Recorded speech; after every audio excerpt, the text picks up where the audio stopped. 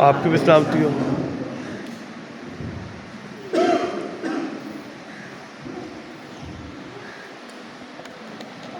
नए ड्रामे में से यूहन्ना की इंजील उसका 19 बाब 26 से 27 आयत। यीशु ने अपनी माँ और उस शगीर को जिससे मोहब्बत रखता था पास खड़े देखकर माँ से कहा कि ए औरत, देख तेरा बेटा ये है। फिर शगीर से कहा, देख तेरी माँ ये है। और उसी वक्त से वो शगीर उसे अपने घर ले गया। पाक कलाम में पढ़े और सुने जाने पर खुदावंद की खास बरकत। बरकत नाम में आप सबकी सलामती हो। आपकी सलामती हो। तीसरा कलमा, इसके लिए सबसे पहले तो मैं यूहन्ना रसूल की इंजील 19 बाब और उसकी 25 आयत पढ़ूंगी। मैं अपनी 26 आयत और 27 आयत की रीडिंग की थी। मैं 25 बाब इसलिए 25 आयत इसलिए पढ़ने लगी हूँ क्योंकि उस आयत में खानदानी पस मंजर को बयान किया गया है। और यीशु की सलीब के पास उसकी माँ और उसकी माँ की बहन मरियम क्लोपास की बीवी और मरियम मगदलीनी खड़ी थी। ये 4 खवातीन और एक खुदावंद का शागिर्द जो था, वो खानदानी फैमिली मेंबर्स जो थे सलीब के नीचे यीशु के खड़े थे। कलमे की नौयत जो है वो 4 पॉइंट्स पर है। पहला जो है वो खानदानी है, दूसरा मोहब्बत, तीसरा फर्शनासी है और 14 फिक्रमंदी है। पहला पॉइंट जो है और इस कलमे का जो अदद है वो 3 है। 3 का मतलब होता है तस्लीस, खुदा माँ, खुदा बेटी और रूह कुद्दस। और कलमे का वक्त जो है मत्ती की अंजील 27 बाब की 45 आयत में जो मरकूम है वो ये है कि तमाम वक्त में अंधेरा छाया और इस कलमे का वक्त तारीकी छा जाने से थोड़ी देर पहले तकरीबन 11:30 बजे और दोपहर से लेकर तीसरे पहर तक तमाम वक्त में अंधेरा ही रहा।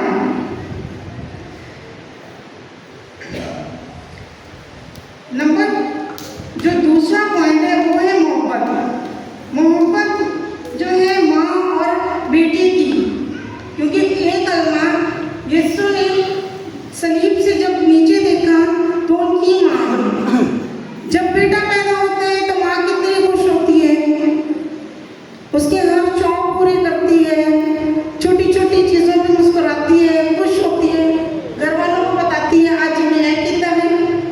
ठीक है, तो अभी माँ जब नीचे से देख रही है अपने बच्चे को सलीब पर, हाथों में कील, खून बह रहा है, खून बह जाने की शिद्दत की वजह से प्यास महसूस हो रही है, लेकिन बेबस है, कुछ नहीं कर सकती।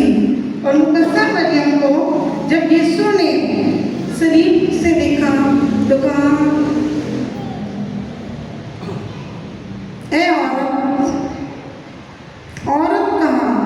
औरत का जो मतलब है वो बदतमीजी का वर्ड नहीं है। हमारे पाकिस्तानी माशरे में हम किसी को औरत कहेंगे तो कितना बदतमीज है, उसको एटिकेट्स नहीं है। लेकिन औरत जो है ये एक मोजिज़ वर्ड है।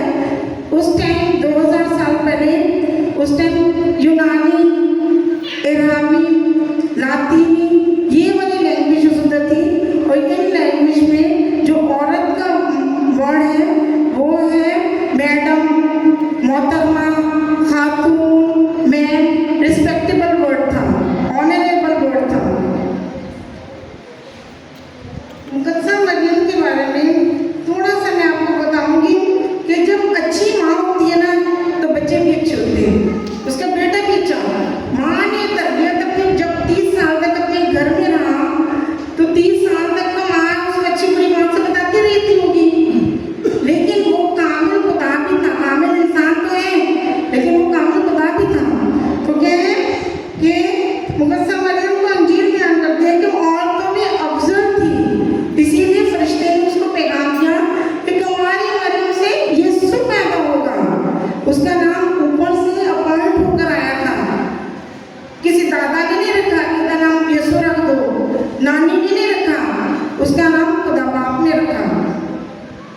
उसका नाम खुदावंद ने मुकर्रर किया था कि और फरिश्ते के पैगाम में कहा कि इसका नाम यीशु होगा, ये दाऊद के घराने से होगा।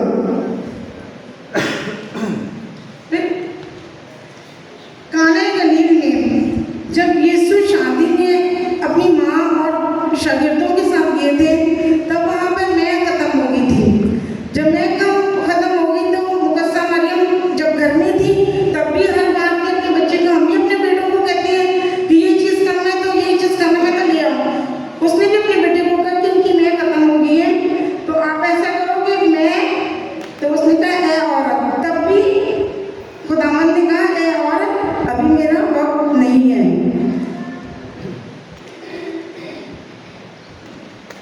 तो यीशु के बारे में, मैं मोहब्बत के बारे में अब थोड़ा सा बयान करूंगी कि यीशु की मोहब्बत देखिए, रात पूरी वो 6 अदालतों में घूमता फिरता रहा, 3 मजहबी थी और 3 सियासी, लेकिन सलीब उठा के उसकी क्या पोजीशन होगी?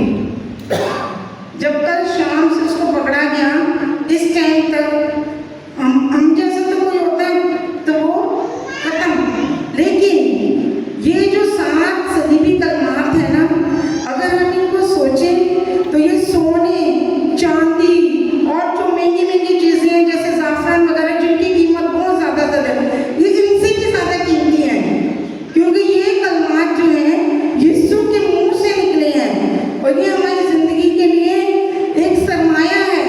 अगर हम इनको अपनी ज़िंदगी में ले लें तो मेरा नहीं मकसद कि हम नजात याफ्ता नहीं हो सकते।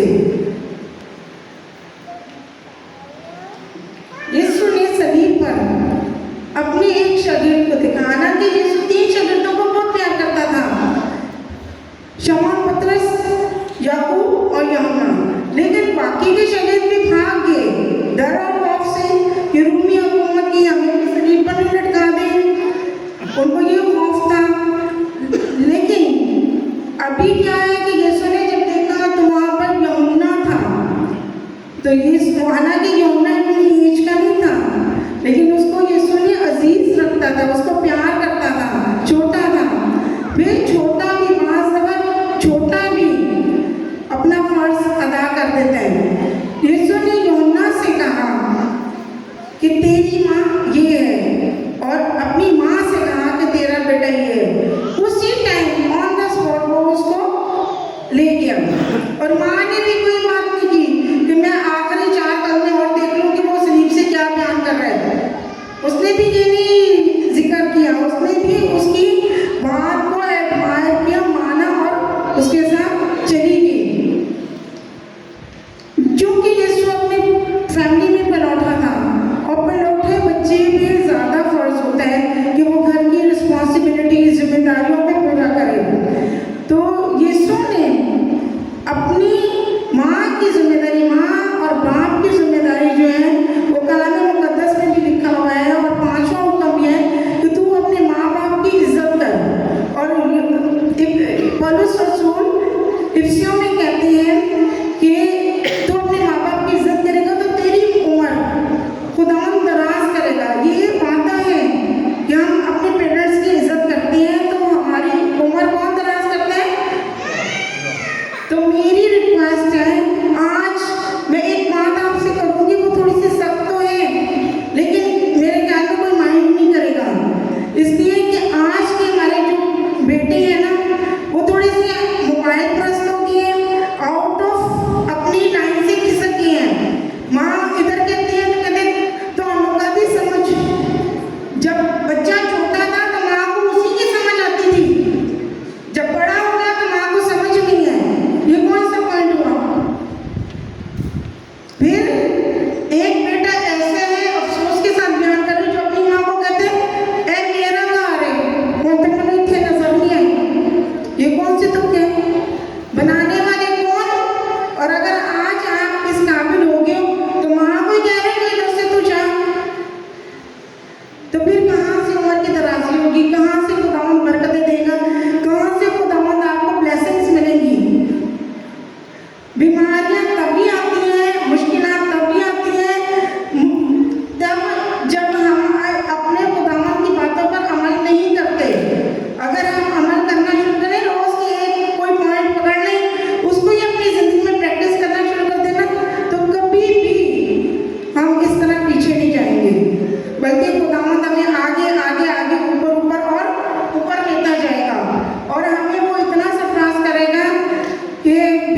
बाहर है।